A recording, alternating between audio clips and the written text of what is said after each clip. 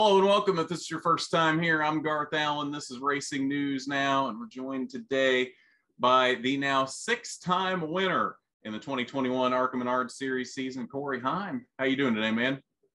I'm good, thanks. How are you? Good. So we had two races this weekend. We'll start off with the one you didn't win first, and then we'll move to the happier one for you.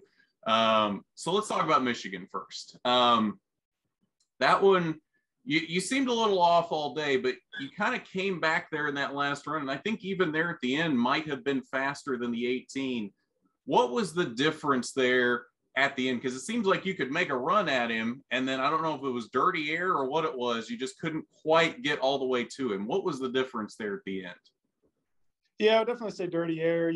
We started second, of course, but, we had the 5 minutes of practice, and we started off really off, like you said, just on speed and handling. And I feel like, throughout the day, we progressively just got better and better, and we got closer to the top two guys, the 18 and the 2 car. And every pit stop we got, we even pitted, off schedule a couple of times just to make it better, because we knew that we were on the right track.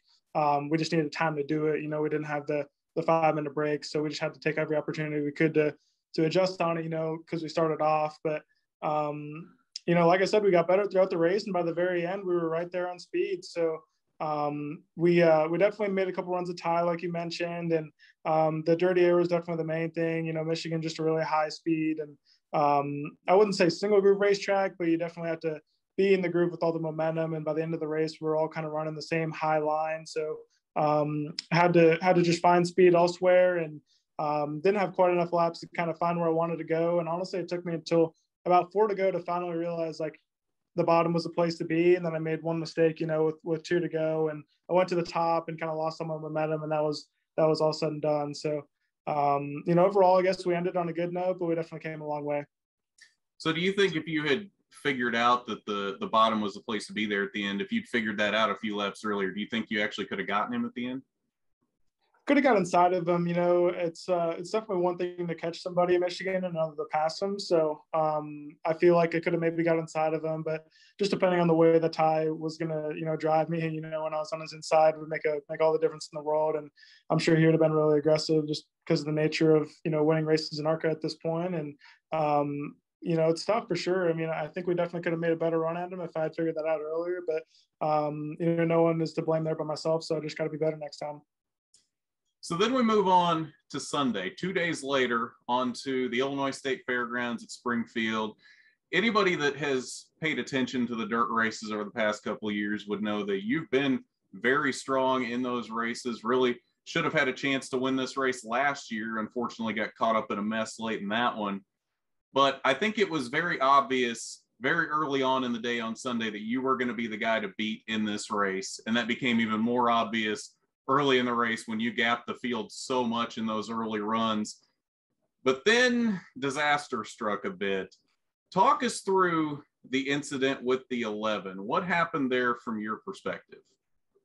Yeah, it's definitely just a rough deal. I think it just comes down to how different the speeds are between the leaders and the lap cars. Those guys are just so much off the pace, in the center of the corner. But I'll take responsibility for that. I probably should have been a little bit more patient, but with the 46 car, approaching so fast and him having the speed that he did, I feel like I just had to make a move. And I was inside of him, and I guess he just didn't see me and started coming down. And I feel like I could have got off of him, but for how much the track dried out, we were already in the middle groove, and there's like zero grip at all up there. So I pretty much latched him and couldn't get off of him at that point. So, like I said, I think it's just kind of a racing deal, but at the end of the day, it's just a something that you move on from.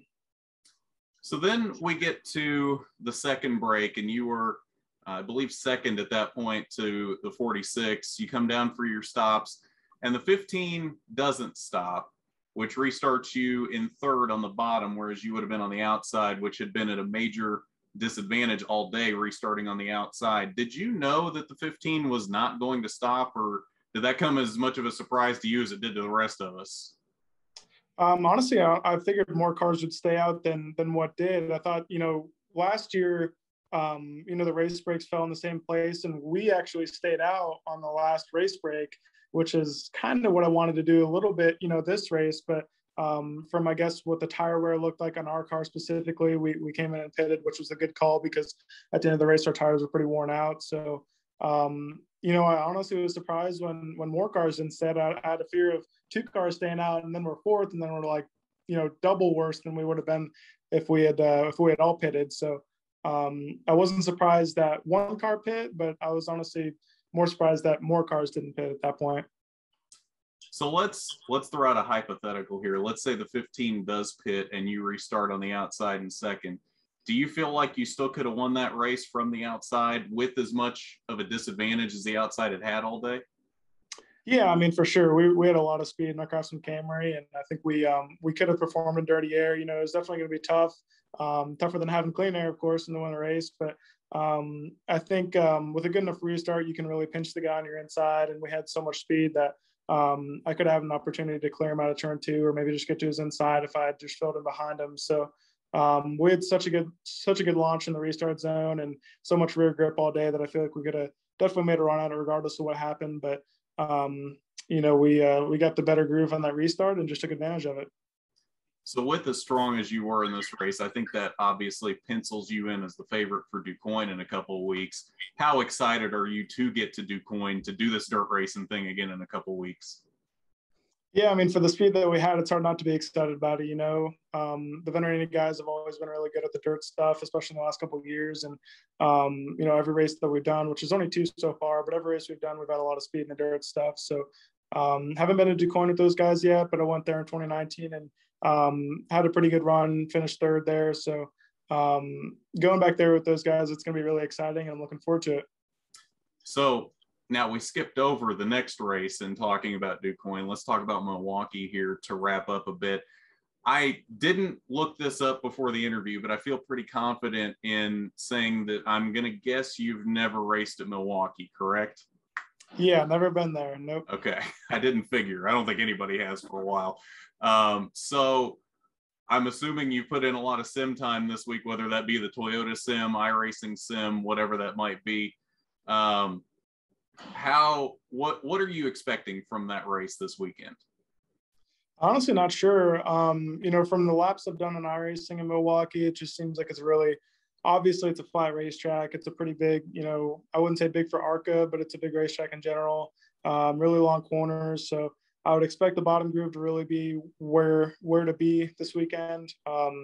And I feel like restarts are going to be really big. Kind of like DuQuoin and Springfield, you really just want to be in the bottom on restarts. And, most of the time in ARCA, the top's the preferred groove just for aero reasons. It just seems to perform better up there. But that might change a little, a couple of things this weekend, just as far as restart preferences and just how the races run out in general. So I think it's going to race similar to Memphis did last year. I didn't go there, but I kind of watched back that race just to see how restarts played out and kind of the tire wear and everything like that. I think they're similar. The pavement is similar age, if that makes sense. But it's just hard. It's a really big question mark. I think it's probably the biggest question mark on the schedule this year, but I'm looking forward to the challenge. All right. Well, that's Corey Heim, your winner of Sunday's Crowe 100 at the Springfield Mile. Corey, congratulations on that 6th win of the season. Thanks for joining us today, and good luck at Milwaukee on Sunday. I appreciate it. Thank you.